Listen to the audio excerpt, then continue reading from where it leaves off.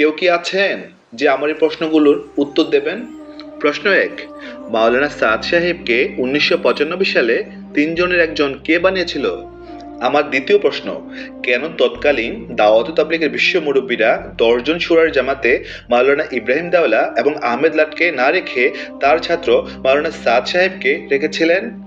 আমার তৃতীয় প্রশ্ন, কেন তৎকালীন দাওয়াত তাবলীগের মুরব্বীরা ১০ জন শুরার মধ্যে ৩ জন নির্দিষ্ট করার মধ্যেও মাওলানা সাদ সাহেবকে রাখেন, কিন্তু তার উস্তাদ মাওলানা ইব্রাহিম দাওলা এবং মাওলানা আহমেদ লাট সাহেবকে রাখেননি? আমার প্রশ্ন ৪, তাহলে কি তৎকালীন বিশ্ব তাবলীগের মুরব্বীরা মাওলানা সাদ সাহেবকে ১০ জনের মধ্যে থেকে নির্দিষ্ট ৩ জনের মধ্যে রেখে ভুল করেছিলেন? প্রশ্ন ৫, তাহলে কি তৎকালীন তাবলীগের বিশ্ব মুরব্বীরা সাদ সাহেবের ওস্তাদ মাওলানা ইব্রাহিম দাওলা এবং আহমেদ লাটকে ১০ জনের লিস্টে না রেখে ভুল করেছিলেন? প্রশ্ন ৬, কে ভুল করেছে বা ভুলটা হলো কখন? ১৯৯৫ সালে নাকি ২০১৫ সালে?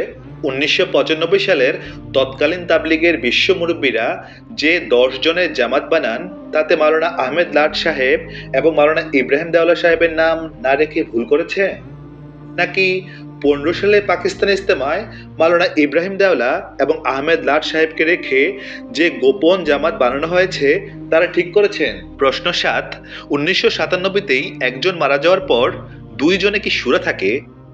প্রশ্ন ৮, ২০১৪তে মাওলানা জুবাইরুল হাসান রহমতুল্লাহ আলাইহির ইন্তেকালের পর মাওলানা সাদ সাহেবকে কেন ২০১৭তে সে বাদ দিতে হবে? প্রশ্ন ৯, বিশ্ব মার্কাজ বা বিশ্ব ইজতেমা বাদ দিয়ে কেন পাকিস্তানে শুরার প্রস্তাব করা হলো? প্রশ্ন ১০, মাওলানা সাদ সাহেব ২০১৭ সালের আগে থেকে গোমরাহ নাকি পরে গোমরাহ? প্রশ্ন ১১, যদি আগে থেকে গোমরাহ হয়ে থাকেন তাহলে কেন পাকিস্তান আলমী শুরাতে হযরতের নাম ২ নম্বরে রাখা হলো? এটা একটা নাবালকও জানে।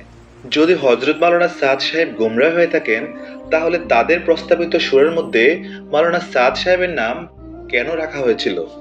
প্রশ্ন ১২, যদি আগে থেকে গোমরাহ না হয়ে থাকেন তাহলে কেন আমির বাদ দিয়ে শুরার প্রস্তাব করা হলো? প্রশ্ন ১৩, আমিরবিহীন শুরা সিস্টেম কোরআন, সুন্নাহ এবং সিরাত দ্বারা প্রমাণিত কিনা?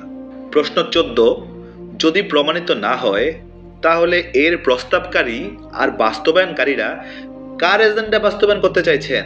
মসজিদের আমল যারা বন্ধ করে তারা কোনোদিন তাবলীগওয়ালা হতে পারে না।